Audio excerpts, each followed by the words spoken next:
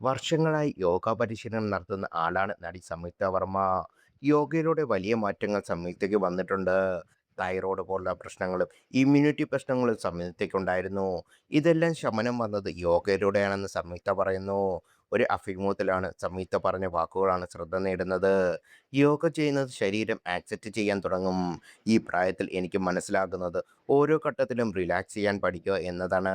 അതിനാണ് ഞാനിപ്പോൾ എഫേർട്ട് എടുക്കുന്നതും. ഞാനെന്ന് ഒന്നിനെയും ഫോഴ്സ് ചെയ്യാറില്ല. വേണമെന്ന് തോന്നുന്നതും ചെയ്യും.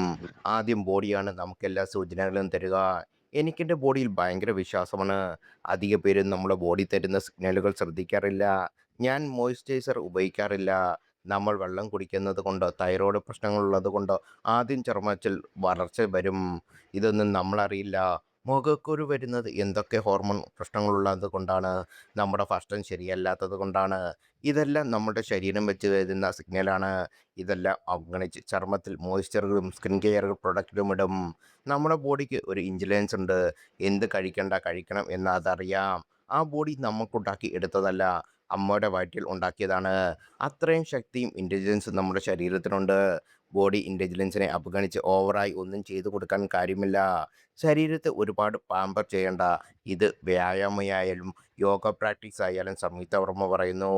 മൈസൂരിലെ രമേശ് ഷെട്ടിയുടെ ക്ലാസ്സിൽ ഞാനും ഒരു കനേഡിയൻ അമേരിക്കക്കാരനും ഗ്രീക്ക് പെൺകുട്ടി ഉൾപ്പെടെ 12 പേരുണ്ടായിരുന്നു. ഇവിടെ നോൺ വെജ് കഴിക്കരുതെന്ന് മാഷ് പറഞ്ഞു. അന്ന് ശനിയാഴ്ചയാണ്. ഞങ്ങളെല്ലാവരും പിസ്സ ഓർഡർ ചെയ്തു. ആ സമയത്ത് മൈദ, ചീസ് എന്നിവയൊന്നും കഴിക്കാൻ പാടില്ലായിരുന്നു. അന്ന് രാത്രി ഞങ്ങളെല്ലാം ഒരേ സ്വപ്നം കണ്ടു. നീണ്ട മുടിയുള്ള ഒരു സ്ത്രീ വേറൊരു സ്ത്രീയുടെ തലമുടി ചുറ്റിപ്പിടിച്ച് വലിച്ചു കൊണ്ടുപോകുന്ന സ്വപ്നമായിരുന്നു കണ്ടത്. പകുതി മുഖമില്ലാത്ത രൂപമാണ്. ഇതേ സ്വപ്നം ആ റൂമിലെ എല്ലാവരും കണ്ടു. ഞങ്ങളെല്ലാവരും കണ്ടത് ഒരേ സമയത്താണ്. ഞാൻ തന്നെ മുടി അഴിച്ചിട്ട് എന്നെ തന്നെ നോക്കിക്കൊണ്ടിരിക്കുന്നതാണ് കണ്ടത്. കണ്ണാടിയിലാരാണോ എനിക്ക് തോന്നുന്നു എന്ന് ചോദിക്കുന്നു.